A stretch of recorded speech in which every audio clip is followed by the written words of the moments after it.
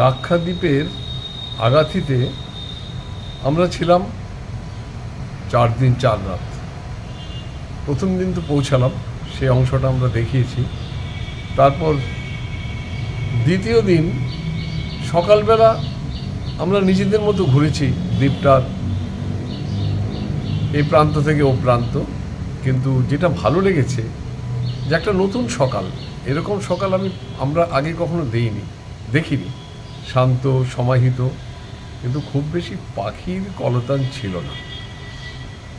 আর বিকেলে আমাদের প্রোগ্রাম ছিল কালপাটি আইল্যান্ডে যাওয়া। এইটা যেখানে দ্বীপময় রাষ্ট্র বা রাজ্য, সেখানে জনবসতিহীন একটা আইল্যান্ডে নিয়ে যাওয়ার একটা প্রোগ্রাম থাকে, এখানেও আমাদের ছিল। আজকে শুধু সেই সকালে আমাদের ভ্রমণ এবং অপরাহ্নে এই কালপাটি আইল্যান্ডে যাওয়াটা দেখাবো। এটা আগাতি অ্যাটলের মধ্যেই, মাঝখানে একটা লেগুন আছে, এটা শুধু পেরিয়ে যাওয়া। তাই আমরা এটা দেখেই আজকের অংশটা শেষ করব। আর দুঃখজনক ব্যাপার হচ্ছে, আমাদের সঙ্গে যিনি গেছিলেন ছন্দাগুপ্ত, যিনি প্রায়শই আমাদের সঙ্গে যান, তিনি আর আমাদের মধ্যে নেই। তাই এই আগাথির বা লাক্ষাদ্বীপের সমস্ত এপিসোড ওনার স্মরণেই নিবেদিত হবে। অদ্ভুত দ্বীপ বা আইল্যান্ডেই আগাথি, লম্বায় 7 কিলোমিটারের একটু বেশি, আর চওড়ায় ম্যাক্সিমাম চওড়া 850 মিটার, মিনিমাম 500 মিটার। এই দ্বীপের টোটাল আয়তন হচ্ছে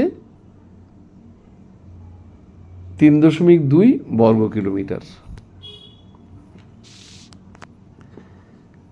আমরা তো গতকাল এসেছি, আজকে সকালে একটু বেরিয়ে পড়লাম। দ্বীপের এ মাথা থেকে ও মাথা একটু হেঁটে প্রাকৃতিক সৌন্দর্যটা উপভোগ করব। দেখুন, দুদিকেই সমুদ্র, ডান দিকে সমুদ্র, বাঁ দিকেও নারকেল গাছের আড়ালে সেই সমুদ্র দেখা যাচ্ছে।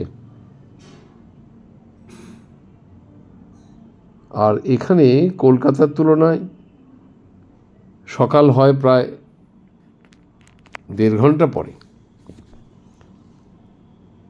এটা তো বম্বে থেকেও দূরে, একটু আরব সাগরের মধ্যে, অনেকটাই পশ্চিমে। যাকে ভারতীয় স্ট্যান্ডার্ড টাইম কিন্তু একটাই। কি শান্ত, সমাহিত, মনোহর রূপ। কিন্তু মুশকিল হচ্ছে, পাখির ব্যাপার খুব একটা দেখলাম না, কেন জানি না।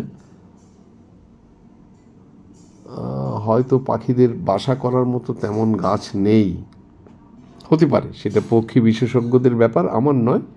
আমি নিতান্তই ভ্রমণার্থী।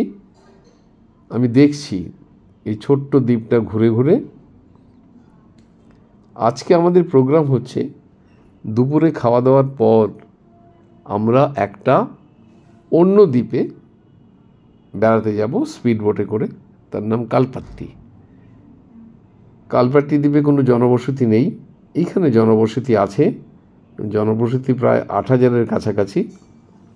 মানে এই লাক্ষাদ্বীপপুঞ্জের মধ্যে এটা তৃতীয় স্থানে আছে জনবসতির দিক থেকে। কিন্তু এখানে রয়েছে বিমানবন্দর এবং ক্রুজ শিপের জাহাজ ঘাটা। কি সুন্দর লাগছে সকালে। একটু ঘুরে টুরে এসে ব্রেকফাস্ট করে আবার ঘোরা, লাঞ্চ করে আমাদের বেরোনো কালপাতি নামক জনবসতিহীন দ্বীপের দিকে।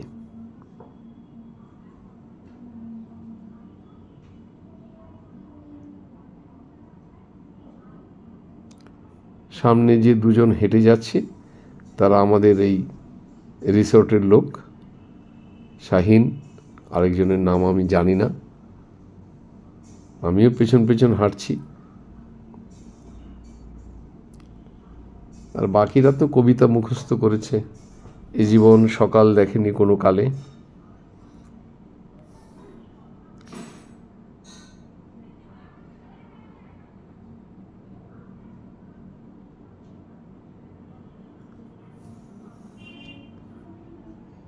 এসে গেছি আমরা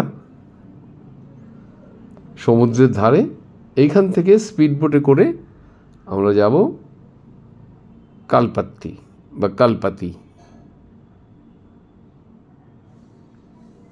প্রসঙ্গক্রমে বলে নেওয়া ভালো, ভারত যখন ভাগ হয়ে যায়, ভারত ভাগ হয়ে যখন পাকিস্তান নামে একটা দেশ হয়, তখন এই লাক্ষাদ্বীপ হঠাৎ খেয়াল হলো জিন্না সাহেবের যে লাক্ষাদ্বীপটা নিয়ে নিই না কেন।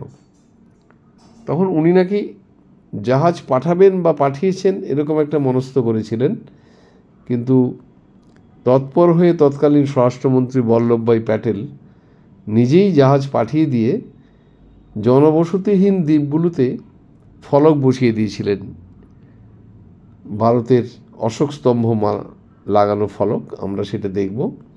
আপাতত আমরা স্পিড বোটে উঠছি। স্পিড বোটে ওঠা যারা জলের সঙ্গে খুব বেশি পরিচিত নয় তাদের কাছে কষ্টকর। এই যে আমাদের উঠছেন ছন্দা বৌদি, খুব সংকোচের সঙ্গে ভয়ের সঙ্গে দাঁড়িয়ে আছে শিপ্রা, আর পূজা উঠে গেছে ওই দিক দিয়ে, উঠে যাচ্ছে, রিনিও উঠে গেছে।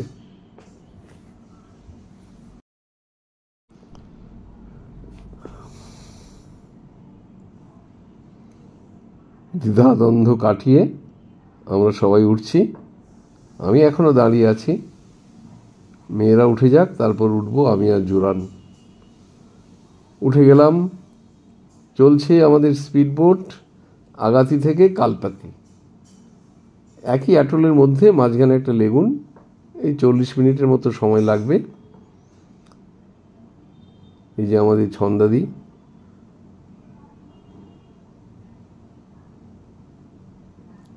উনি আগে একটু ভয় পাচ্ছিলেন, পরে খুবই মজা পেয়েছেন। যাচ্ছি আমরা।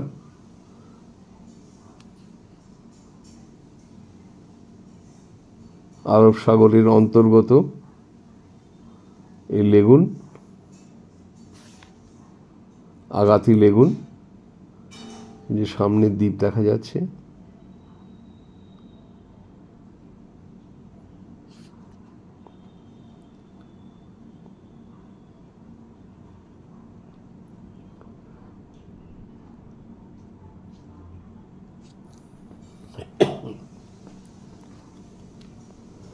আমরা এগিয়ে যাচ্ছি আগাতি থেকে কালপাতির দিকে।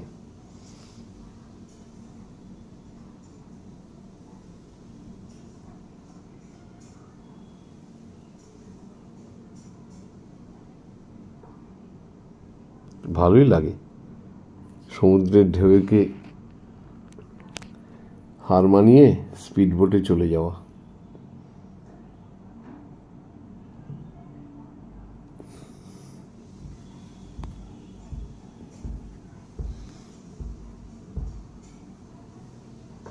এই যে আমাদের ভাগ্নে অভিষেক,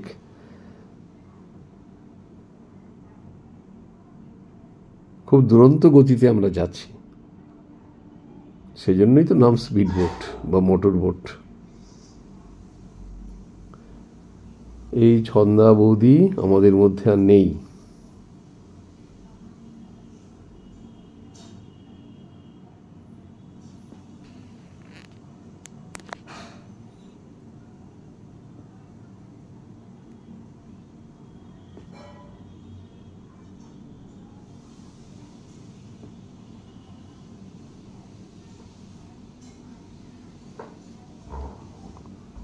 এসে গেছি কাছাকাছি।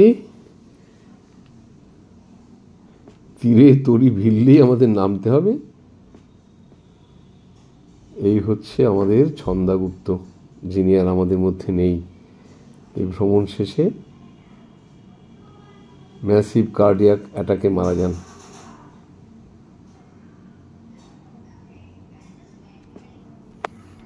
এ হচ্ছে শিপ্রা।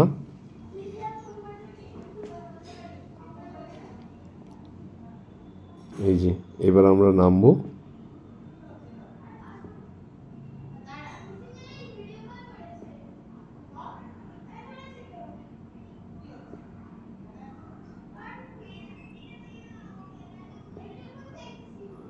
ওঠাটা যেরকম কষ্টকর, নামাটাও কষ্টকর, কারণ কোনো পাটাতন তো থাকে না।